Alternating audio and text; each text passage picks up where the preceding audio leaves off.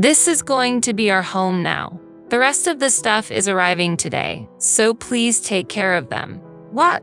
Why are you deciding this on your own? Oh, by the way, Anna will be coming too. Please welcome her. I had noticed that they had started coming over more often since we moved into the high-rise condo, but I never expected such bold actions. I immediately asked my husband, who had just returned from work, "Your mother and her family are saying they're going to live here?" "Oh, yeah, that was today, wasn't it? What are you talking about?" "Huh? Didn't I mention it? They're moving in with us today." Haha. I was dumbfounded by my husband's laughter. I couldn't think of what to say next. "Don't just stand there. Get ready to make dinner. We're celebrating today." At those words, my anger reached its peak. How can this be allowed? After all, we can live here thanks to me. Huh? What are you talking about? That's not true. As we were arguing, my mother-in-law arrived. "If you hate living together so much, why don't you just leave?" Then she threw an envelope on the table. "What is this?" "It's severance money from us." "Severance money? There's $10,000 in the envelope. Take it, get divorced, and leave. We'll take the house." The in-laws were snickering at me. At that moment, I made up my mind. They are such fools. Lucky me. Understood. I'll leave right away. I quickly packed my bags and left the house, jumping for joy. But this wasn't the end. I couldn't stop laughing, thinking about what would happen to my in-laws next. My name is Sarah, and I work as a bank employee. I thought I would have a happy life married to Kevin. But marriage doesn't always go as planned. I realized this when I first met my mother-in-law. "So you are Sarah. What do you do for a living?" "I'm a bank employee." "Oh, a bank employee, huh? I guess you don't have to be too smart to do that." "What?" It was clear she was belittling me. This happened during our introductory meeting before the marriage. Kevin, sitting next to me, seemed not to hear and just smoked his cigarette. "Well, let's get along from now on." Yes. Nice to meet you." I wondered if everything was going to be okay. But after we got married, my husband was kind and we didn't have to interact much with my mother-in-law. "Are you sure it was a good idea to marry a man with such a modest salary? What's wrong all of a sudden?" "Well, my mom used to say such things, but now I just feel pathetic." "It's okay. Don't worry." Kevin had always been insecure, even when we were dating. He was even intimidated when he found out I was a bank employee, but I never cared much about my partner's financial status. Since then, I think we've had a fun, albeit modest, life. What are you planning to do about where we live? A few months after getting married, I received a phone call from my father. "I think we're fine as we are now. We don't have any particular needs. Actually, a spot has opened up in the high-rise condo, so I was wondering what you think." "Huh? A high-rise condo?" Indeed, my father owned a high-rise condo. Originally a company president, he had handed over the business to my brother and was now living a relaxed life. Of course, my husband was aware of this. "If you guys are interested, you can move in immediately." "Got it. I'll discuss it with Kevin." I consulted with my husband. "Kevin, are you interested in living in a high-rise condo?" "A high-rise condo? It would be amazing to live in such a place." Kevin showed an excitement I hadn't seen before. Seeing his smile made me happy too. "Actually, my dad offered us to live in the high-rise condo." "Really?"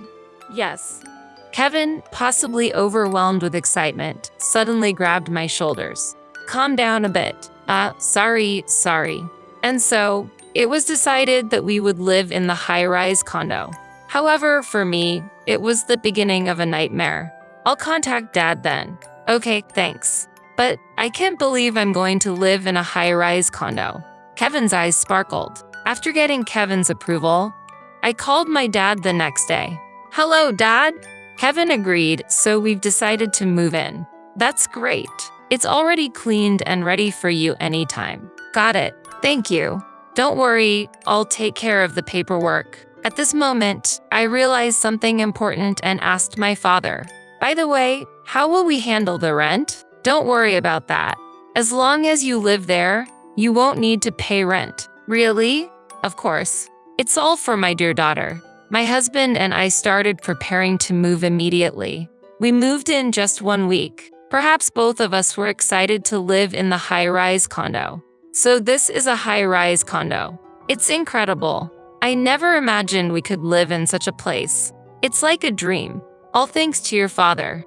Indeed, we need to express our gratitude. Although initially bewildered by the larger space of the high-rise condo, it only took a week for us to get used to it.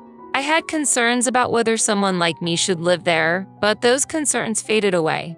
About 2 months after we started living in the high-rise condo, my sister Anna wants to come visit. Is that okay? Kevin had an older sister named Anna. I heard from Kevin that she had been married but got divorced because she was fed up with her husband and had returned to her parents' home. That's fine, but why does she want to come here? I hardly had any conversation with her before, so I didn't understand the reason. Well, I mentioned our new place, and she said she wanted to come over. That's fine, as long as it's on the weekend. I'll let her know then. And then the promised Saturday arrived. When the doorbell rang and I opened the front door, there stood a woman clad in branded items from head to toe. I couldn't help but step back, and then she spoke. It's been a while. Do you remember me? Of course, Anna. Then may I come in? Oh, excuse me. Please come in. My sister-in-law entered the house and seemed to be inspecting every corner. She checked each room, nodding as if satisfied with something. Is there something that concerns you? I was just admiring the house. Ordinary people can't live in such a place, right? It's all thanks to my father. Then we moved to the living room and had a casual chat. During our pleasant conversation, my sister-in-law suddenly made a condescending remark. At that time, I didn't understand why that was happening. It must be nice to be you, Sarah. Don't you think so, Kevin? I don't really. But this house is all thanks to your father-in-law, right? I wondered why she said that and timidly asked for a reason. Did I do something wrong? Not at all. It's just that our family wasn't wealthy. I knew from Kevin that his father had passed away when they were in middle school. Since then, they have faced many hardships. That made me think she might be jealous of me. That could be why she was dressed in all those branded items. Well, I'll be going now. I'll visit again soon. Take care. Okay. For about 2 hours, the conversation mostly revolved around their hardships and how fortunate I was. During that time, Kevin hardly joined in the conversation and just silently listened to his sister. I'm sorry. My sister is like that. I kind of figured. I'll make sure to warn her next time. Kevin promised, but less than a month later, she visited us again. And this time, she wasn't alone. Sorry for intruding. She barged in and plopped down on the sofa. Today, I brought our mom along, but the door was locked. Oh, Kevin gave me a spare key. What? I wanted to ask Kevin about it immediately, but he was out and unavailable. I had a bad feeling this could lead to trouble. And then the most troublesome person spoke up. It's not that big of a deal. What's the problem with having a spare key? The issue is that I wasn't informed about it. Maybe Kevin doesn't trust you? I think so too. With the two of them against me, it seemed hopeless. From that day on, my life turned completely different from before. When I returned home from work, I found my sister-in-law and my mother-in-law in the house. Moreover, they had helped themselves to the food in the fridge and moved things around the rooms without asking. This isn't right, don't you think? Even if I say something, the two of them won't listen. So, maybe it's best to just let them do what they want. I can't stand living like this. Please talk to them. I was quite frustrated. Frustrated with my husband for doing nothing and with myself for being powerless. Okay, I'll talk to them. Will you be there with me? If you're going to speak up properly, then I don't mind. My husband, as usual, confronted the two when they came over. However, they didn't pay any attention. Sarah must have instigated this, right? Come on, Kevin, be more assertive. That's right. You're the head of the household. You should have your own opinions. Then my husband seemed to be contemplating something, looking down. Don't say weird things. Please leave. When I said this to the two, my husband unexpectedly turned against me. You're the one who should be quiet. What? My husband was siding against me. He had completely succumbed to the will of his mother and sister. They took advantage of Kevin's lack of confidence and his inability to refuse. Now, I had no one on my side. I was wrong in my judgment. What my sister and mother said is correct. From now on, I will also express my own opinions. When my husband spoke with newfound confidence, the two smirked and looked at us. From then on, the situation became one-sided. I've decided to allow my mom and sister to come and go as they please. Wait, don't make such decisions without me. The decision is made and you have no say in it. My husband ignored my opinion, and his mother and sister supported his decision. Sarah, that's enough. That's right. Kevin is the head of this household. You just need to follow him as his wife. And there's a spare room, right? No way. It's a waste to have an unused room, so we'll use it. The atmosphere was clearly in their favor. The room lent by my father was now considered theirs. Given the circumstances, I had no choice but to tough it out. I decided to focus on my work and not worry about the situation at home. 6 months later, this attitude paid off. You've been doing really well lately. How about working in a higher position?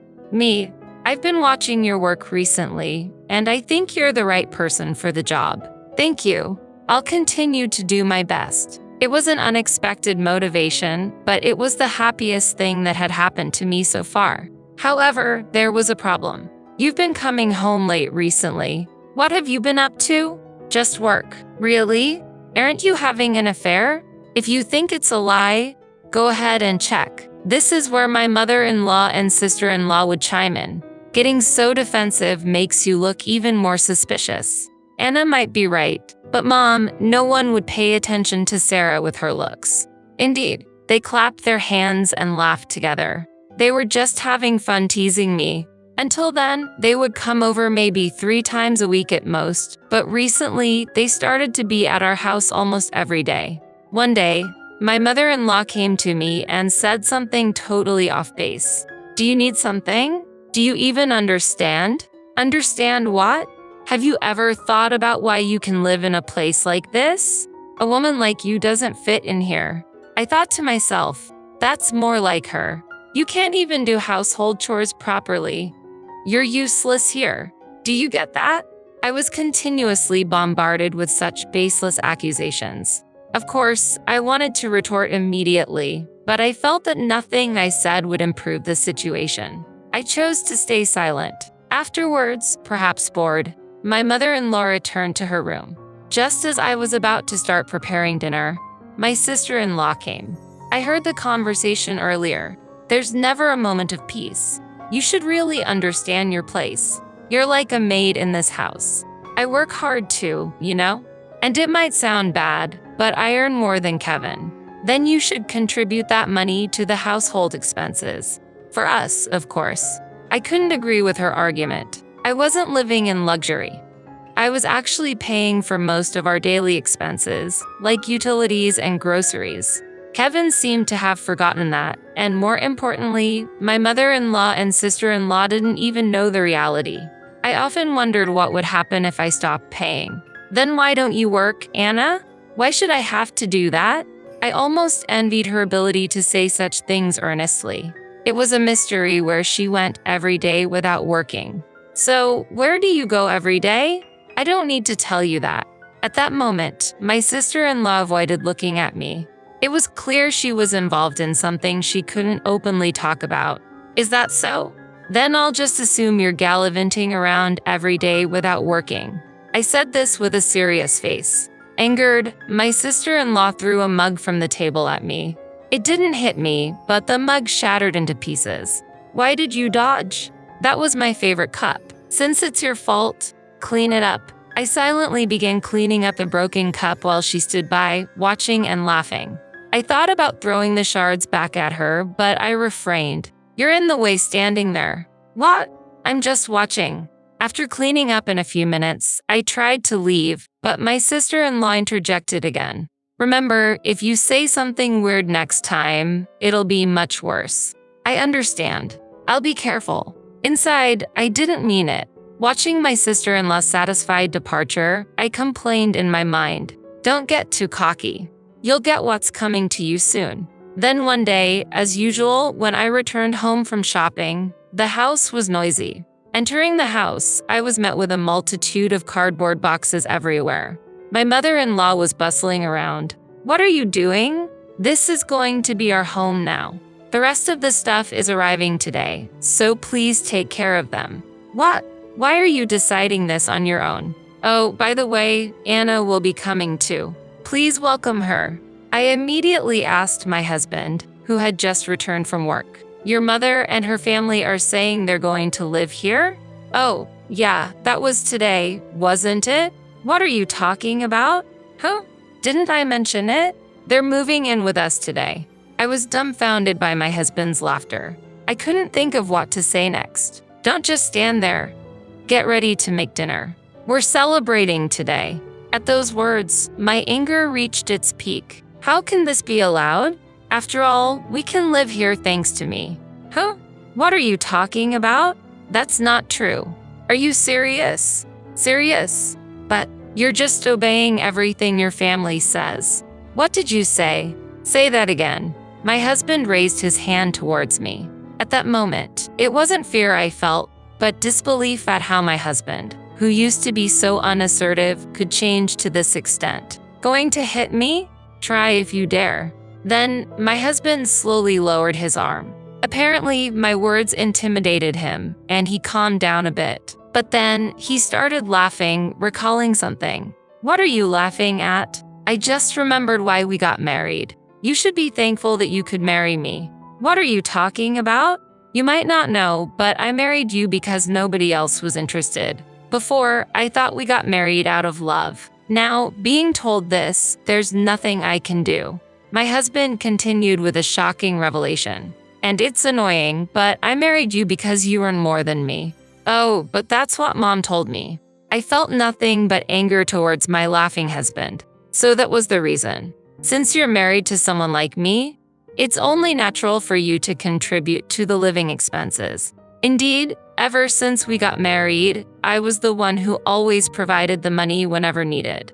I never thought you were such a terrible person. That's mutual. You only bring home money, and I never thought you could be so boring." As my husband and I were arguing, my mother-in-law arrived. "If you hate living together so much, why don't you just leave? Why should I have to do that? We don't need someone like you in this place." My sister-in-law agreed. "Sarah is unnecessary. Nothing will change if you're gone." Then, my mother-in-law threw an envelope on the table. "What is this?" "It's severance money from us." "Severance money? There's $10,000 in the envelope. Take it, get divorced, and leave. We'll take the house." Haha. My in-laws were smirking at me. At that moment, I made up my mind. The high-rise condo I was living in was technically in my name, but I was only borrowing it for free from my father. And then, I thought of a way to retaliate against them. Such foolish people. This is an opportunity for me. I decided to act immediately. "Understood. I'll leave right away. I thought you would put up more of a fight." Well, that's the kind of woman she was. "Too bad, but I don't want to see your face anymore, so leave quickly." I was planning to do so without you telling me. I quickly packed my bags and left the house, almost dancing with glee. Imagining what would happen to my in-laws next made me unable to stop laughing. I decided to go back to my parents' house to inform my father about the situation. "Why have you come back suddenly? I've been kicked out of the house." "Kicked out? How did that happen?" "Well, you see." I explained to my father what had happened that day and the events leading up to it. I could see my father's face turning to anger as I spoke. After I finished, he was angrier than I had ever seen him. "Let's kick them out immediately." But I stopped him. "Wait, Dad, I have a better idea." "What kind of idea?" I shared the plan I had thought of when leaving the house. My father nodded and accepted my suggestion. "That's a brilliant idea, right? This way, it benefits you as well, and I get my revenge. So, you'll take care of it?" "Yes, don't worry." The next day, I contacted my husband immediately. "About the apartment. I have no intention of giving it back. I know. but the ownership is still mine, so I'm thinking of transferring it to you. Then it will truly be yours, right? I see. I don't want to cause you any trouble. I'll handle the paperwork. Is that okay? Okay. I'll leave it to you. All right. I'll also send the divorce papers by mail. Take care. After saying that, I hung up the phone. Just before hanging up, I could sense my husband's joy. A week later, the divorce was finalized, and the paperwork for the high-rise condo was completed. All that was left was to wait. Hey, I got a bill for $6,000. What's the meaning of this? Explain. A month later, my furious husband called. It was hard to suppress my laughter at his reaction. Well, it's a high-rise condo, you know? Did you think you could live there for free? But the rent was free until now, wasn't it? Indeed, when I was there, haha.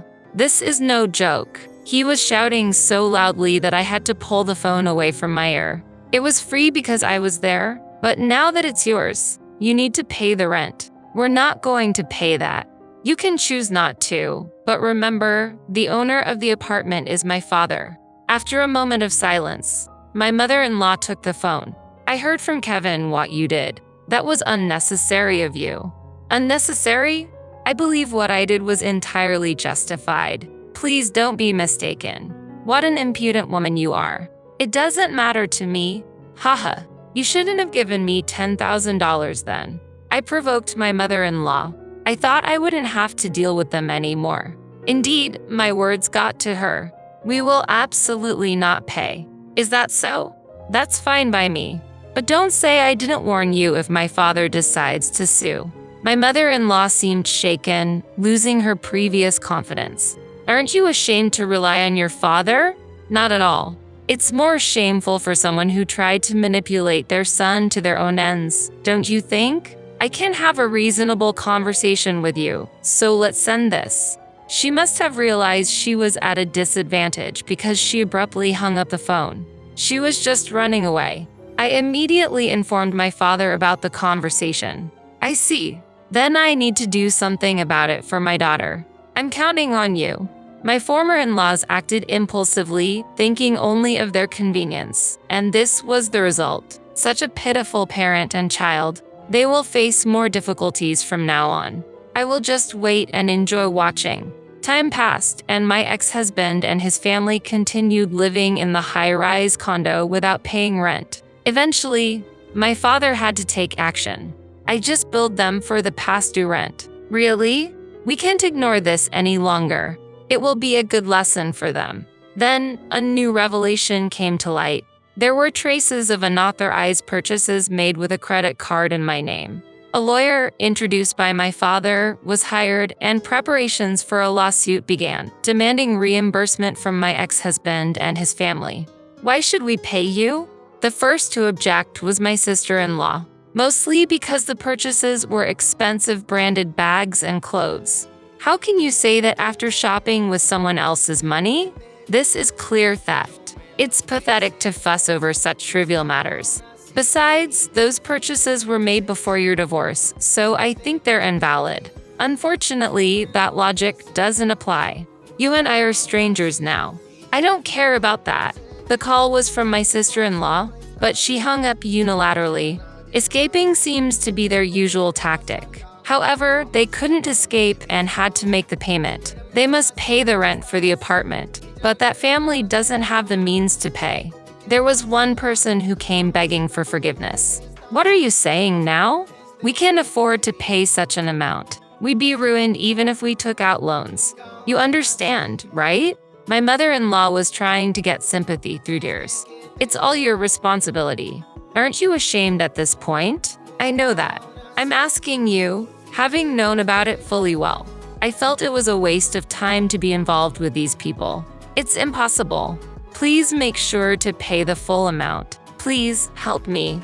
Afterward, it seems they continued to live in poverty. The three of them, having lost their place to live, returned to their old family home, which was in a dilapidated state to neglect. Eventually, they realized they needed more money to live and decided to sell it for a cheap price. I heard, "Sarah, please help me. I received a call from my ex-husband, Kevin, but I ignored it and hung up. In the end, I was able to live in the high-rise condo they had left. Of course, I don't have to pay any rent. My work is going well, and from now on, I will live my life putting my happiness first.